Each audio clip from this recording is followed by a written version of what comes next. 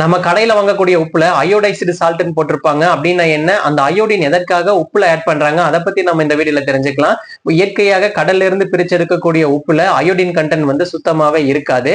இந்த அயோடின் ஆனது லேப்ல தயாரிக்கக்கூடிய ஒரு பொருள் தான்.